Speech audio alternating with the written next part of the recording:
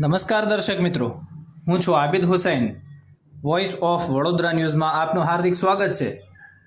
આજ રોજ ડભોઈમાં Surat police commissioner Haresh મેવાડાએ Dabhoi સ્થિત શ્રી ભાથુજી મહારાજ તેમજ શનિદેવ મહારાજ ભગવાનના આશીર્વાદ મેળવી ધન્યતા અનુભવી.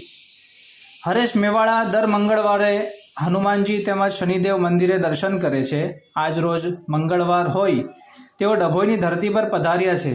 તેમના આગમનથી શનિદેવ મંદિરની કમિટીના સભ્યો વિનોદ સોલંકી, મહેશ પટેલ, કવાંટ તાલુકા પંચાયતના પ્રમુખ સંગીબેન રાઠવા, મહેન્દ્રભાઈ રાઠોડ તેમજ અન્ય કાર્યકર્તાઓએ સુરત પોલીસ કમિશનરનું સાલપોશી કરી ઉષ્માભર્યું સ્વાગત કર્યું હતું.